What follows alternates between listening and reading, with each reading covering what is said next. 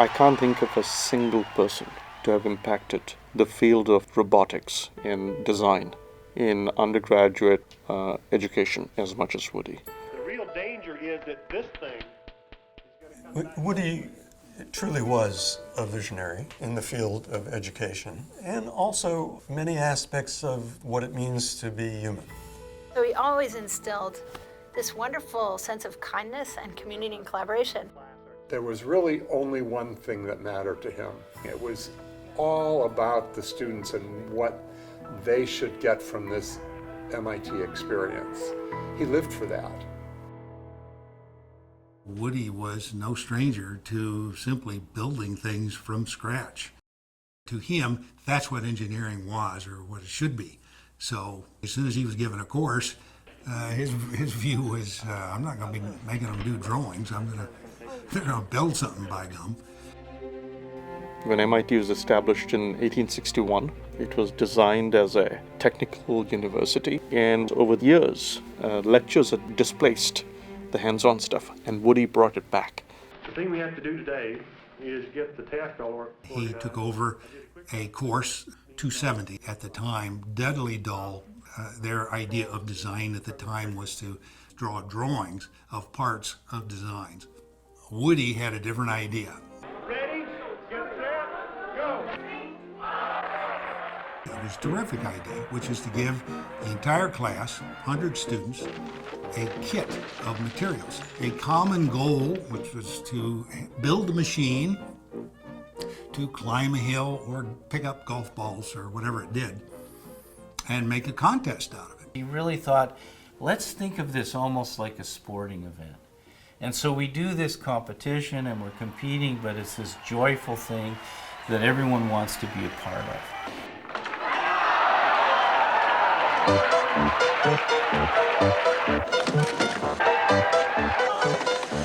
It was a phenomenal success. The kids loved it, the faculty loved it, the institute loved it, and over a period of years, it became, I think it's fair to say, an institution.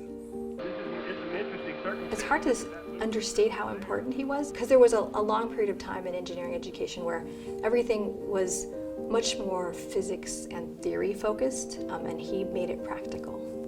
He created these environments and these circumstances where the students would succeed.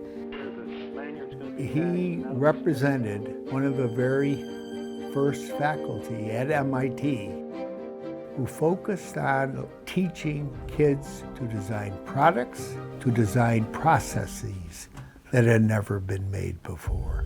You know, other schools had heard of this amazing contest in the early 90s, and they all tried to do it, but there was something missing. There's some magic missing. And I found out afterwards the magic was Woody. He innovated on innovation itself.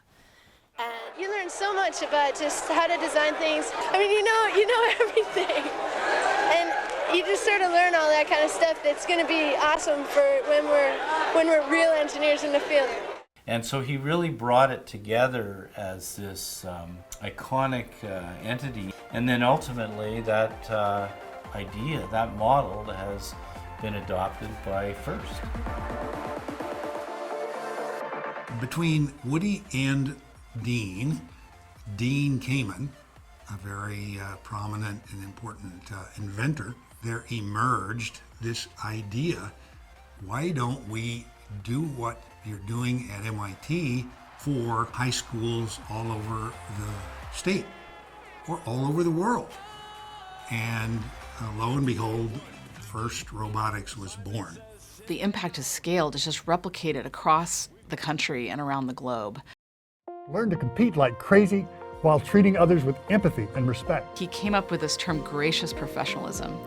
And we can't always win all the time, but we can always be gracious professionals. How we act as human beings and how we relate to each other. And that's really what Woody taught me. He fought. He went against the grain. He took risks to make his type of teaching real.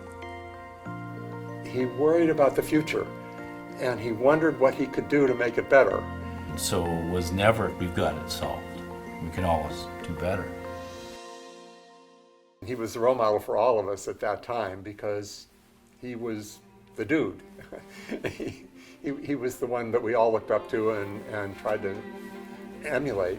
He impacted everyone's life. He was a force of nature. He was larger than life. And yeah, I miss him. I'd like to say thank you. You helped form me as a person and my own path. For sure, I miss Woody. He revealed unambiguously that design, building things, was fun. It was arguably the essence of engineering. There was joy in it.